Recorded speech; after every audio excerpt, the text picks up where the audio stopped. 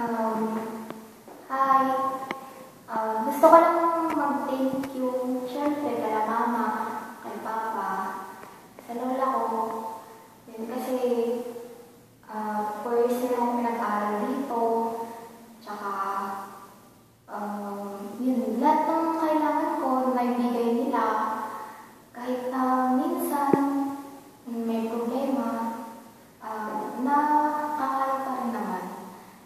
Tsaka, sa support nila sa akin, kahit minsan pasaway, yun, naiintindihan pa rin nila ako. Tapos, thank you din syempre kay God, kasi natapos na din namin itong isang stage sa buhay namin. After 4 years yun, graduate na rin kami, tapos pangsubok na naman. Pero masaya, kasi alam namin na kahit pa paano achievement tayo ito, na medyo malungkot kasi nasanay kami dito na ganito lang, na high school life, paano ba?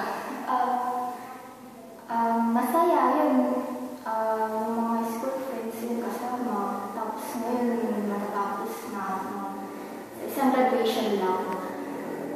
Tsaka sa thank you din, kasi binigyan niya ako ng parents na katulad nila mama tsaka ni papa, na nagsisikap talaga para lang mapagtapos ako dito.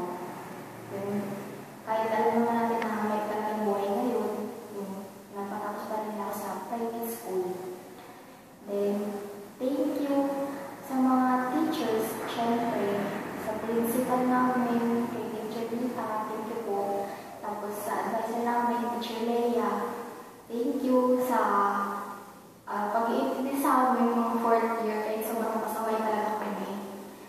Tsaka sa lahat ng mga teachers namin, na pagtsatsagaan pa rin kami, kahit minsan alam naman namin na gusto niya mag-walk out sa amin. Tuturuan pa rin kami, nasasakin sa mga kalokohan. Yun. Tapos, thank you din sa mga kaibigan ko, syempre. Sa araw-araw na magkakasama tayo, ngayon mag-iwalay na tayo, nakakalungkot, pero kailangan natin tanggapin yun. So, yun, sana walang magbago, sana ganun pa rin tayo, sana walang makalimot sa mga 4th year, sa mga classmates ko. Kahit na sobrang gulo nyo, pero yung iba talaga ganun. Yung mga, especially yung mga boys, oo, ganun sila. Yun, nakakatawa pa rin naman, tsaka parang nakakapanibago lang pag natapos itong school year na to, wala nang maingay, wala nang mga trip-trip, gano'n. Tsaka, yun, kahit nasa 18 lang tayo sa